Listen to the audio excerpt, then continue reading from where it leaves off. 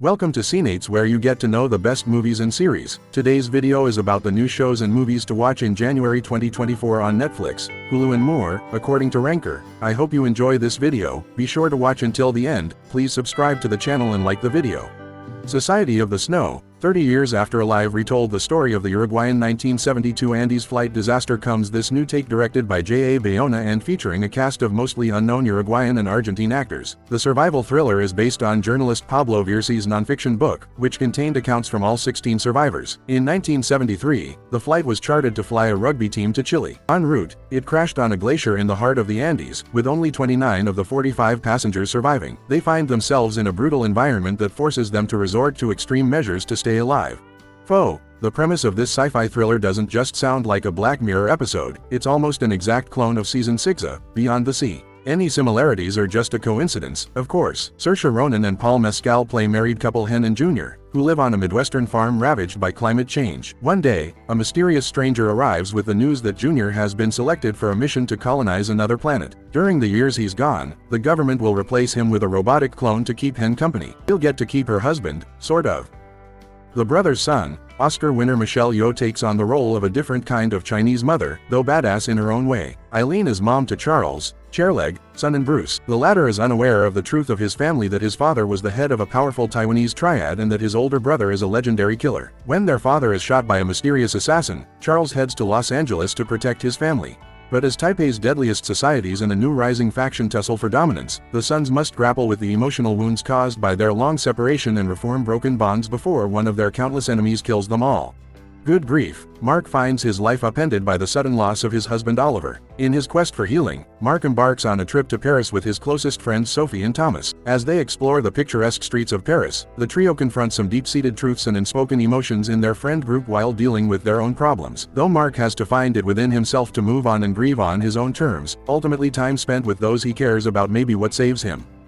All Creatures Great and Small Season 4, the PBS series based on James Herriot's real-life experiences as a veterinarian in rural England, returns for its 4th season. When last we left the series, James and Helen were settling into their life as a newly married couple, but the coming storm of World War II cast a shadow over everything, with James enlisting in the final episode of Season 3. Season 4, which takes place in 1940, has already aired in the UK in October, but it will be new for US audiences. We consider All Creatures Great and Small to be one of the best shows if you love Ted Lasso, but we're curious to see how war impacts the warmth of the show and its characters. Echo, starring Alaqua Cox as Maya Lopez. Echo has Maya returning to her hometown to come to terms with her dark past and start embracing her Native American roots after the events of the Hawkeye TV show. However, Marvel swears you don't need to have done your homework before watching, dubbing Echo its first Spotlight series, meaning it's a show that won't be intended to move the MCU story forward. So even though Kingpin, aka Wilson Fisk, and Daredevil, aka Matt Murdock, are returning, it's okay if you're unfamiliar with them in theory. All 5 episodes drop at once on January 9th, so Echo is perfect for those who love a binge watch.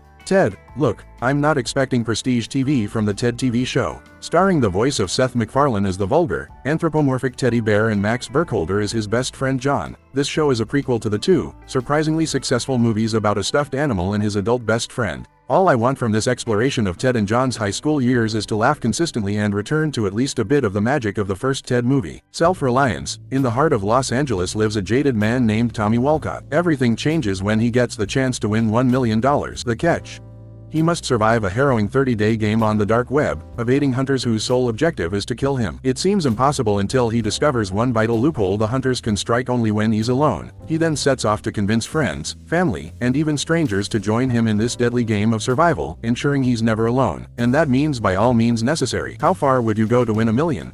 It looks like Tommy is going to pester everyone in the world. The Traitors Season 2, the reality TV sensation, returns with a new cast who will be divided into traitors and faithful. The first season was an addictive watch thanks to the mix of Bravoberties, Survivor castaways and other reality personalities scheming and backstabbing each other in a legit castle in the Scottish Highlands. Some of the names in Season 2 include Sandra Diaz-Twine from Survivor, Peter Weber from The Bachelor, Phaedra Parks and Sheree Whitfield from Real Housewives of Atlanta, Maxim Chmerkovskiy from Dancing with the Stars, Chris, C.T. Tamburello from The Challenge, and Peppermint from RuPaul's Drag Race. In the know, this Mike Judge and Zach Woods helmed series stars Lauren Caspian, NPR's charmingly clueless third most popular host. But there's a catch.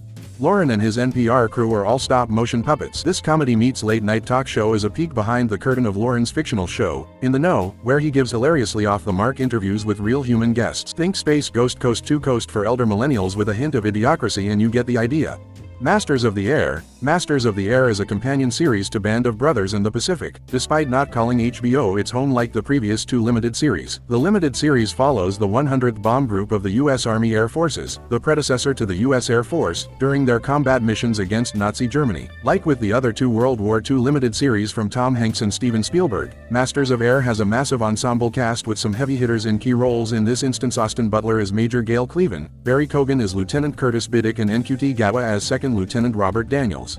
Feud Season 2. This feud has been a long time coming, 7 years in fact. That's a long hiatus for a show, even an anthology series. Ryan Murphy isn't quite ready for his swan song, so here comes Feud Capote vs. the Swans. The story chronicles author Truman Capote's cultivation of an inner circle of society's most elite women in the 1970s, nicknamed the Swans. Like Capote, Murphy gathers big-name actresses for his cast, including Naomi Watts as Barbara, Babe Paley, Diane Lane as Slim Keith, Chloe Sevigny as CZ Guest, Callista Flockhart as Lee Radziwill, Demi Moore as Anne, Bang Bang, Woodward and Molly Ringwald as Joanne Carso. What the women don't know is how Capote will eventually betray them.